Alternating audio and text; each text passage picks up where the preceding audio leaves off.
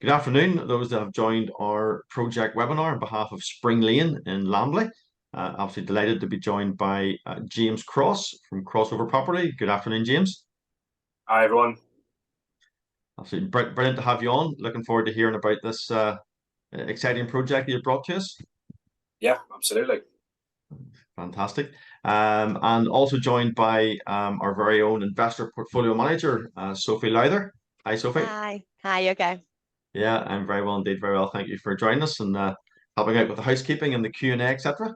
Absolutely brilliant. So thank you for those that have joined this first of two webinars today, just to give people choice. Some like to tune in maybe when they're in work or on the way back from work. Others like to get home and get settled and then tune in the evening. So James and I thought we would make as much time available for people to join when suits them the best. So thank you for joining today. And this will last about 25 minutes or so. It's a brief overview of this project that has been brought to the platform.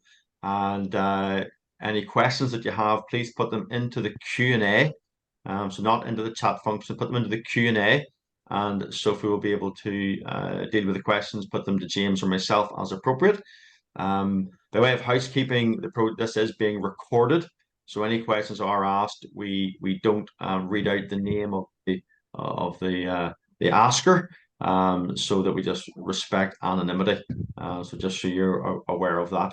So let's get on with our project webinar. So before we get into talking to James and learning about this project, for those that don't know me, my name is David Johnson. I am the CEO of Leo Crowdfunding, and we are a equity property crowdfunding platform.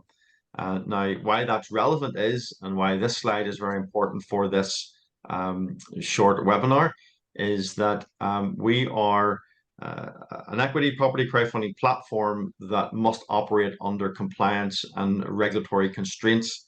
So if you look along the bottom there, there's mention of a risk warning, and I certainly encourage everyone to go and have a read at the full risk warning. But below that, you'll see Leo Crowdfunding is an appointed representative of Sharon Limited, which is authorized and regulated by the Financial Conduct Authority. Pitches for investment are not offered to the public, and investment can only be made by registered investors on the basis of information provided by Leo Crowdfunding. So another way of saying that is this information that you're going to be shown today has been approved as a financial promotion, and you should look at the information, do your own due diligence, be aware of the risks as well as the rewards, and then make a decision of whether an investment is right for you or not.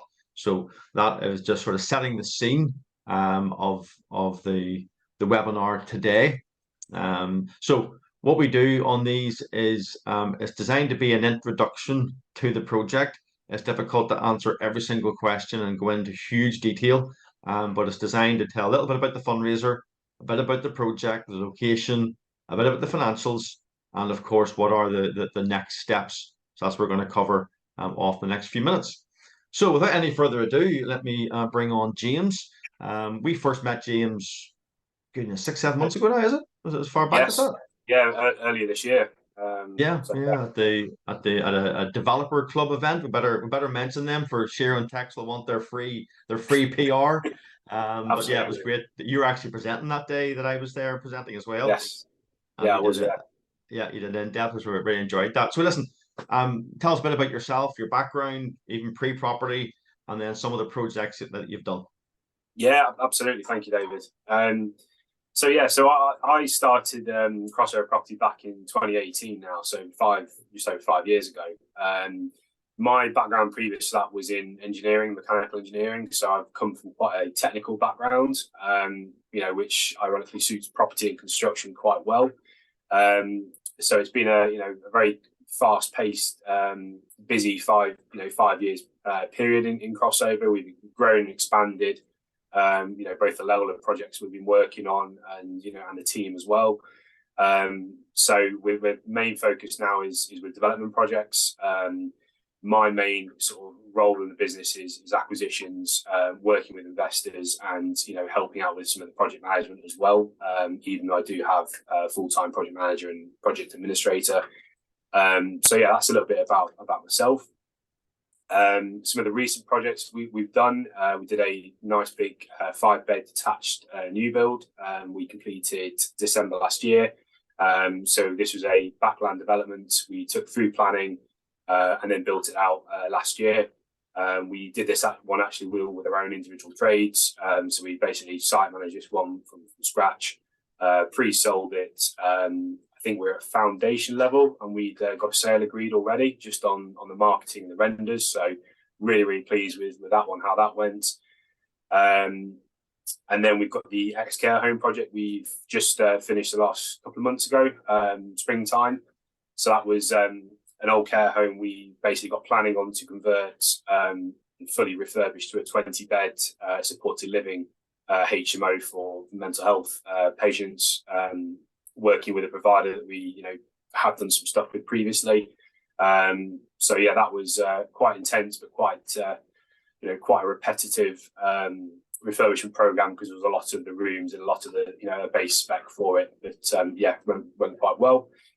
And yeah, in essence, we sort of totted up what we've actually achieved over the 5 years, and we have completed over 50 projects now, so averaging 10 projects a year, at varying different levels, and equating to sort of just over 15 million of GDV that we've worked on so far.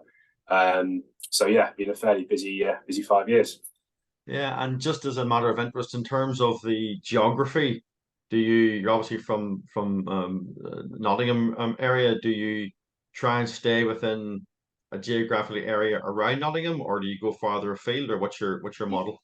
Yeah, absolutely. So, I mean, I live sort of bang smack in the centre of Nottingham, and we've got an office central as well. And my team are a little bit spread out, but we're still in Nottinghamshire. And I think our general rule of thumb is we try and stick within a half an hour to 45-minute drive away from either the office or one of our locations, be it me or the project manager. So yeah, we've never gone too far afield. We've always been within a sort of half an hour, 45-minute radius. Because I think it's quite important to keep as close to home as possible to keep an eye on things. Yeah, I agree with that. I come across some developers who are doing projects at the far end of the country, just because Yeah, it was a good project, but then the distance just becomes a real hindrance to good overwatch of the project, good sort yeah, of project management, and then when that begins to slip because it's too far to go and check things, that's when problems can start. So yeah, I think it makes a lot of sense to be local. You mentioned obviously the success you've enjoyed during from 2018. There's obviously that big C word in the middle of COVID. So how did, just briefly, how did COVID impact your projects, and B, maybe your exits from those projects? yeah, absolutely. It's I mean, it was an interesting year, to put it lightly. I think when it started happening, I think a lot of people were panicking a little bit, both from running projects and also the property market in general. I think 2020 and 2021 were sort of two of our busiest years for actually doing projects. It was certainly challenging. We were doing a lot of HMO conversions at the time. So we had a lot of volume, and we got through things. We worked with contractors, we worked with clients, and got everything completed. Wasn't easy, but we got everything done. And yeah, overall, look back in it now, and it's seems like years ago. But yeah, overall, we got through it all, and we rode the wave with a market that became crazy, basically. Yeah, brilliant. Okay, no, we were certainly very, very happy when we saw your DD file in terms of the amount of projects you've done and the quality of projects. So that's always a good place to start when we're talking about another project on the platform. So certainly your track record speaks for itself, and people can always look at the equity offer document and have a look at more detail with some of the things you've done. So let's get into this actual project, because I'm actually really excited by this one, because I think bungalows is one of those market niches that are fantastic, just given the aging population. Bungalows are just very, very rarely not in hot demand, Yes. in most regions, just given the demographics, etc. So explain then the overview of this project, please.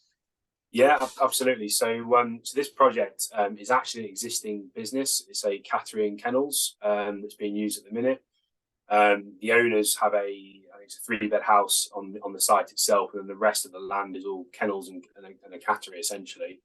So the land themselves, they've got planning for 5 new build bungalows on the site. So they're all the same 3-bed size houses, bungalows, single story. So, relatively easy to be able to build. The site is accessed by a lane that backs onto Spring Lane. So it's, set back from the road, overlooking some nice fields. So it's a really, really nice area.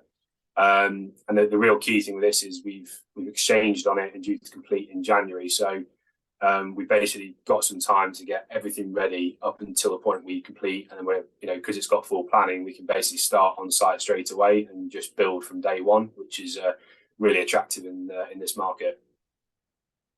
Okay, so it's for 5 new build bungalows, full planning. That, I think the planning is, I think in the current climate, James, very, very important. We have a number of projects that are delayed in planning, and just from talking to people in the market, planning right now just seems to be a complete unknown part of the property cycle or property journey. So the fact you have full planning and are ready to start construction, when all the ducks are lined up, I think it makes this a strong project. Definitely, yeah. We've been stuck in planning with other projects, and it's nice to be able to buy something ready to go for a change. Excellent. Okay. Again, if you have any questions, those are on the webinar. If you have any questions at all about James' track record or his view in the market, or obviously this project specifically, stick it into the Q&A, and Sophie can put that to James and myself when we get to that part of the slide. So don't be afraid to ask questions, because it benefits everyone else who's either on the webinar or anyone who watches the recording. So we always encourage as many questions as possible, because it just adds more value to the webinar. So just explain a bit more about the location for us, James, please, in terms of maybe where it is geographically, but why you chose this area. I think this is a good area in terms of exit and GDV. Yeah, absolutely. So Lamley's a decent sized village and northeast side of Nottingham. It's about a 15-minute drive away from where I live. So nice and local. The area itself is because it's got a local small community, is very sought after as an area for people to buy in. I think we've touched on, obviously, the bungalows having a strong demand because there's not many available. And I've spoken to several agents and other people, and everyone's saying the same, that bungalows will sell extremely well, and they are sought after in the area. We did do a bit of obviously market research on the sort of demand, and there's a statistic there: 67.5% of residents are retired or over 50. So it goes to show it's kind of a slightly older population, where people are generally have more cash available or equity, less stress mortgages, and that's a kind of place where they want to go and live, for their later years in life. So yeah, overall it's a really, really strong area.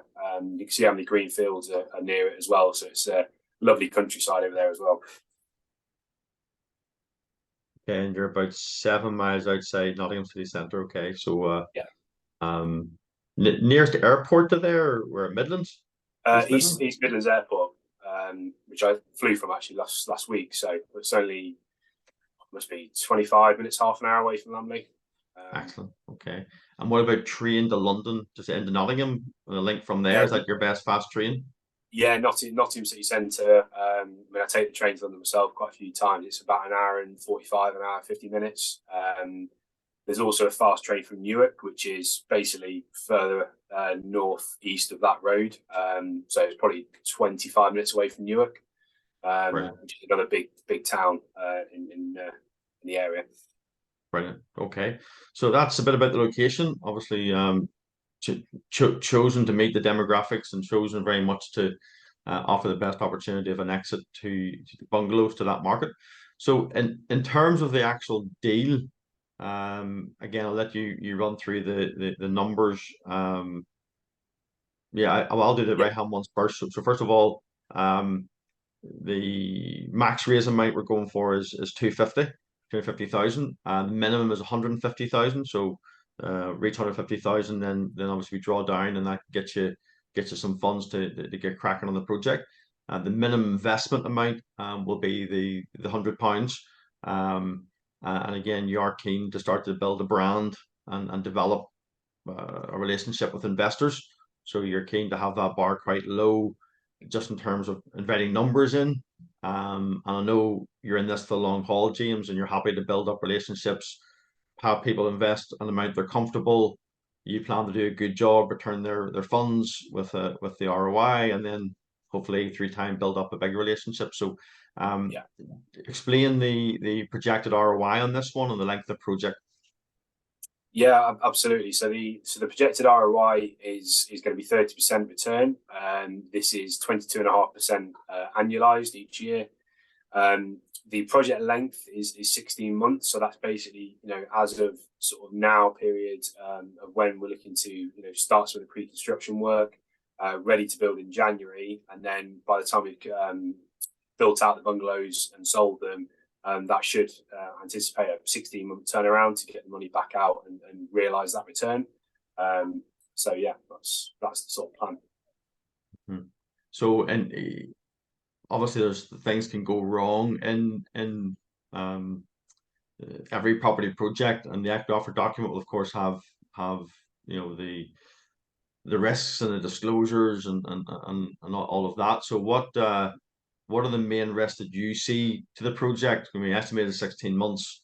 I think a number of investors on the webinar will be familiar with other projects that projected a time and then they've just gone over that time for various reasons. So how are you mitigating that risk of the current climate we're in?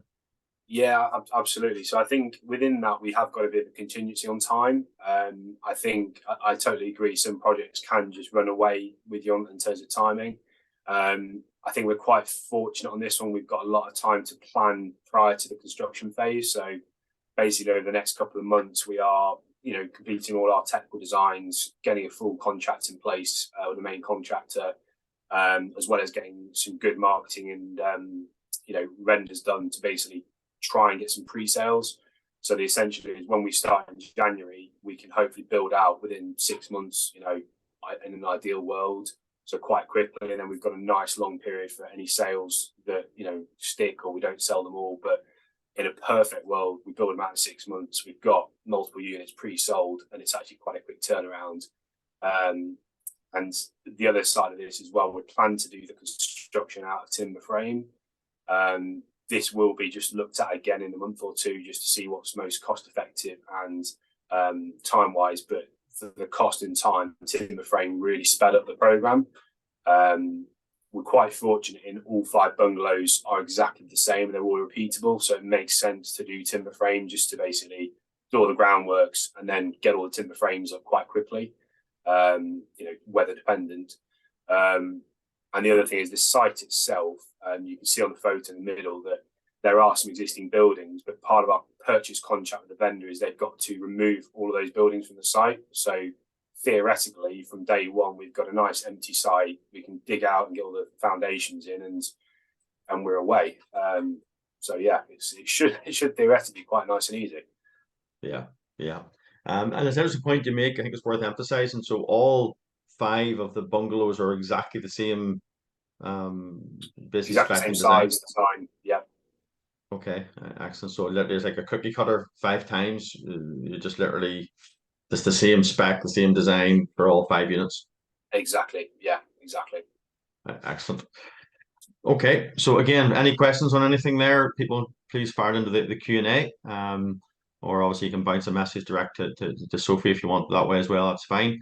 Okay, so just recapping then, the projected ROI for this is a 30% projected return on investment, estimated to be a 16-month project.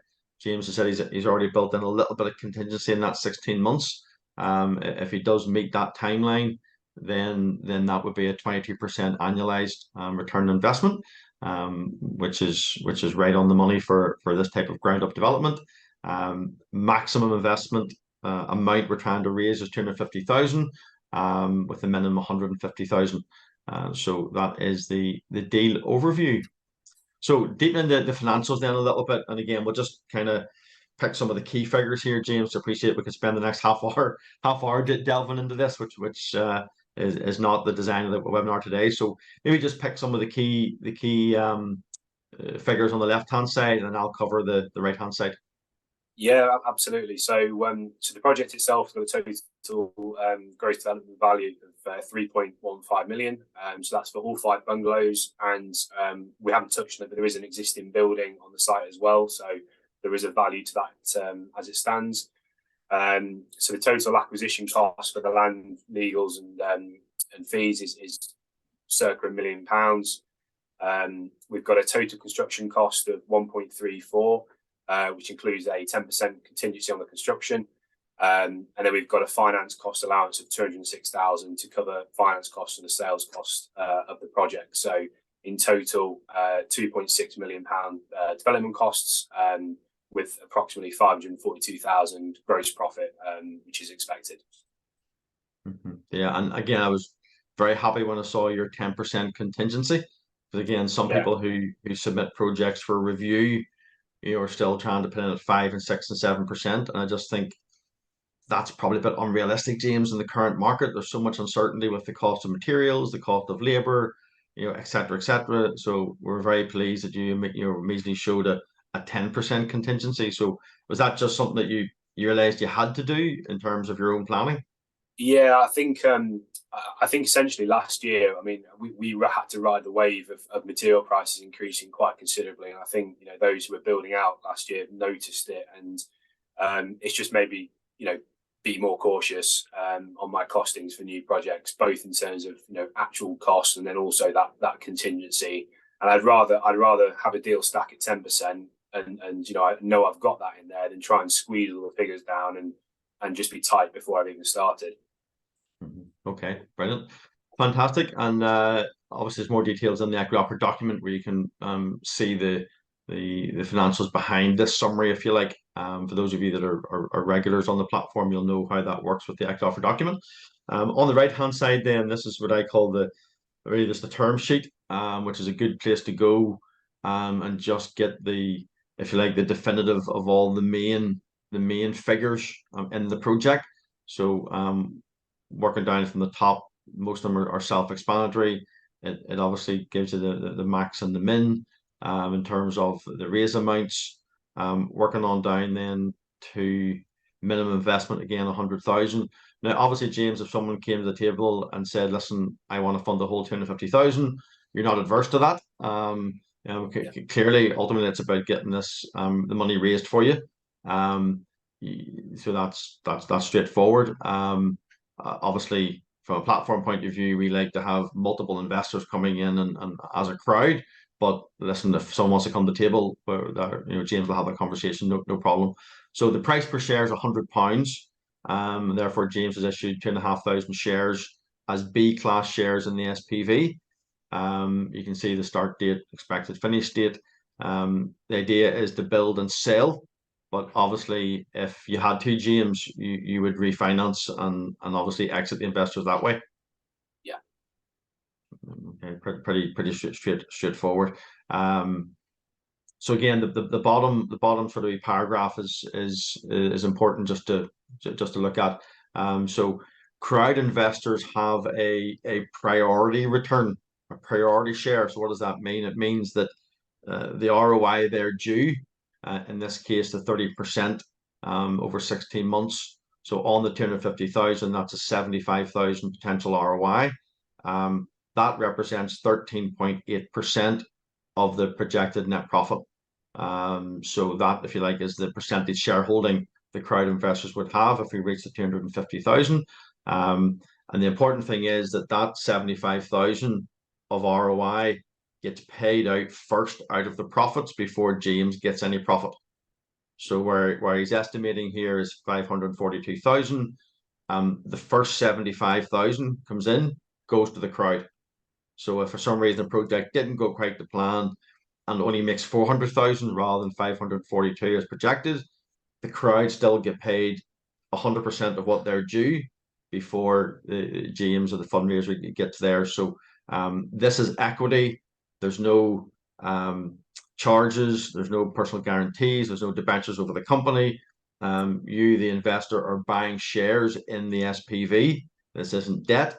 But you do know that you're first in line to be paid, and that's very, very important in terms of how the deal's structured.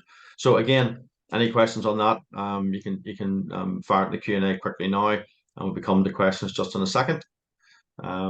So in terms of the equity offer document. It's really important just to highlight this for those who may be newish to the platform. So when you go on our homepage and click the thumbnail for Spring Lane, you'll see there's a set of pages here: overview, brief financials, a bit more about the team, and there's also a forum where you can ask questions, which is really good, and encourage people to put your questions there, and also look there to see what other people are asking, and then how James answers those, and it'll give you a better understanding of the project. Now, once you're on this and you're registered, then you're able to download what's called the equity offer document. It's like an investment memorandum, if you will, and it covers all the main information that is in that's needed to make a decision on the project. So that's the place to go to get all the information. It's the equity offer document accessed from the home pages on our platform. From there, then, and this is really important for the webinar today, for those of you that are on, if you have a read at this and you like what you see, now you may still need to have some more due diligence. You might want to reach out and ask James some questions to the platform. That's fine. But if you're thinking this is something that you like and that you may be interested in investing in this project, there's a box which lets you record your interest. Now, this is not a firm investment. This is not you committing to an investment at this stage. It's a soft pledge, if you will, and you can put in an email address and an amount that you may be interested in investing if everything checks out for you. It just lets us, if you like, see who wants to reserve some of the equity that's available, and then Sophie's able to make sure you get the latest information on the project. So if there's an update that James has about the project, then Sophie can make sure that you, as one of the registered interest people, can get the information. So it just lets us see the level of interest in the project. So if you're on today, you like what you see, then please go on after the webinar, record your interest, and that lets us log your name beside this raise. Okay. There's a couple of questions on the Q&A here, and Sophie, people have maybe emailed you questions over the last couple of days. So over to you, Sophie, to put any questions. Yeah, so why are you looking to raise funds from crowdfunding rather than other finance sources like a bank, for example? Yeah, absolutely. It's a good question. So we have our development finance lender who will be lending us the construction costs and a proportion towards the purchase price.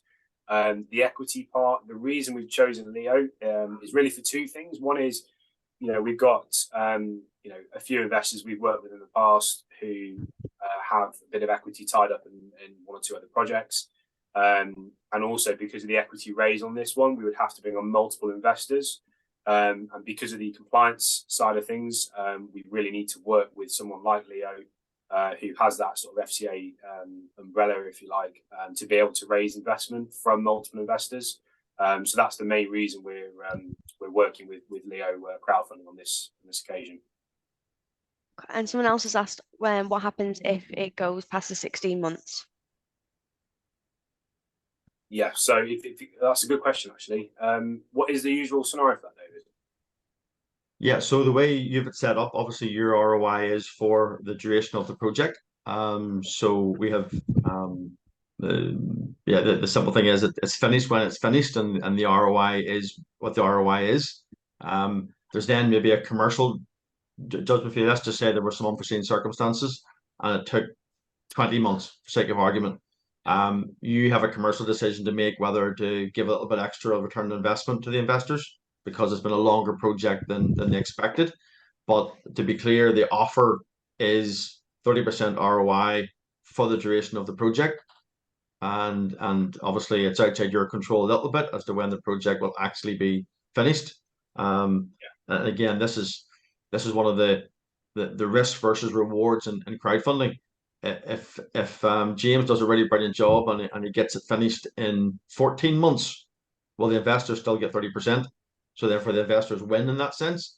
But if it goes to 18 months, well, that's just the risk investors take, in the sense that it's again risk versus reward. So it's like any business, you're buying an equity stake, and the final accounts of the SPV will determine what is the net profit of the project.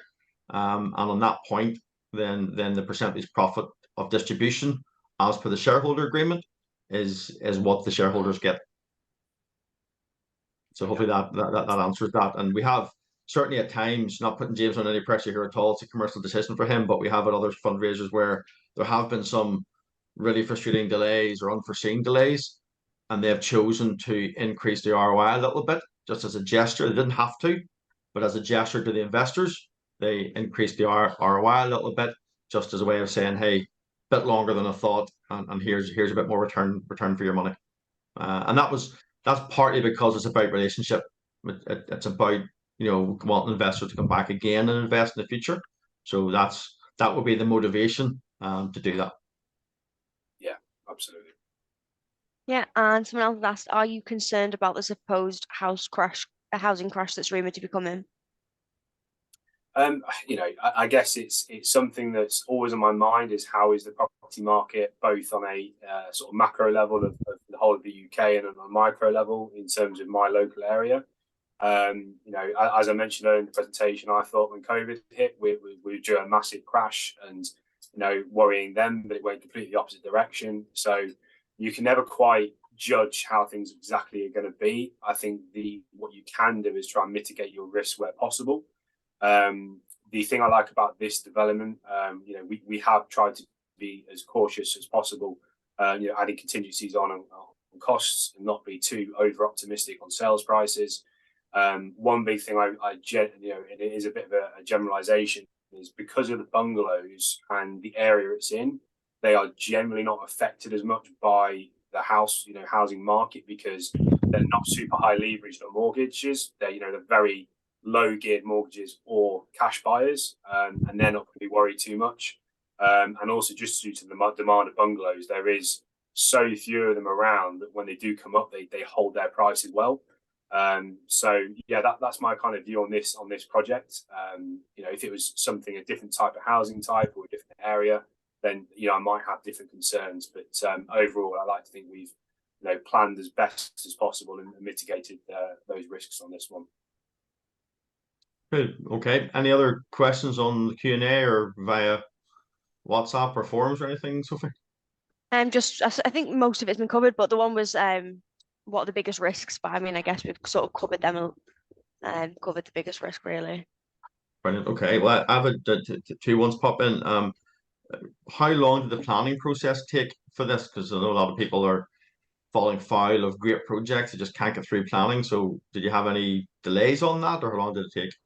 Yes, so I didn't actually do the planning on this one. We brought it directly off the vendor who got planning themselves.